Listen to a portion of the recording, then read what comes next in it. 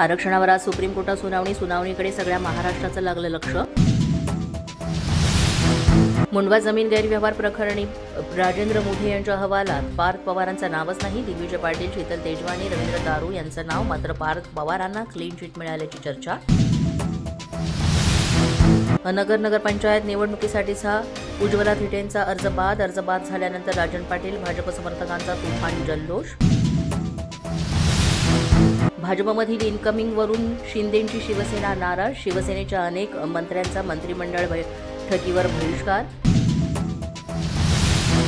बिबट्याच्या हल्ल्यांना राज्य आपत्ती घोषित करण्याचा निर्णय घेण्यात येणार, प्रस्ताव मांडण्याचे मुख्यमंत्र्यांचे आदेश। तर बिबट्यांचा वावर असलेल्या जिल्ह्यात शाळांच्या वेळाही बदलणार। उल्हासनगरमध्ये तुम्ही सुरुवात केली, शिवसेनेनं पक्षप्रवेश द्यायचे आणि भाजपनं नाही, हे चालणार नाही। शिंदेंसमोरच मुख्यमंत्री फडणवीसांनी सेनेच्या मंत्र्यांना सुनावलं। महायुतीत मिठाचा खडा पडणार नाही याची काळजी घेणार, उपमुख्यमंत्री एकनाथ शिंदेची प्रतिक्रिया। घटक पक्षातील नेते एकमेकांच्या पक्षात नको असा निर्णय झाल्याची माहिती। भाजपमध्ये इनकमिंग सुरूच राहणार, राज्यभरातले हजारो शिवसैनिक आमच्या संपर्कात, भाजपचे प्रदेशाध्यक्ष रवींद्र चव्हाणांचं मोठं विधान। बाबा सिद्दीकी हत्या प्रकरणातील मुख्य आरोपी अनमोल बिश्नोईला अमेरिकेतून भारतात आणलं जाणार, अनमोल बिश्नोईवर 32 पेक्षा अधिक गुन्हे दाखल।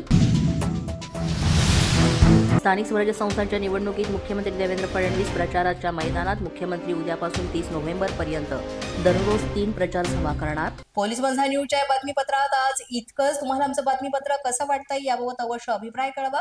यासाठी पोलीस माझा न्यूजचे YouTube चॅनल सबस्क्राईब करा, तसंच आमचं फेसबुक, इंस्टाग्राम आणि ट्विटर अकाउंट फॉलो करा।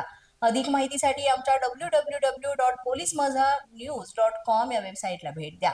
आमचे अधिकृत प्रतिनिधी व्हायचे असेल तर स्क्रीनवर दिलेल्या क्रमांकांवर आजच संपर्क साधा। आजच्या बातमीपत्रात इतकंच। पुन्हा भेटूया पुढील बातमीपत्रात, तोपर्यंत पाहत रहा पोलीस माझा न्यूज।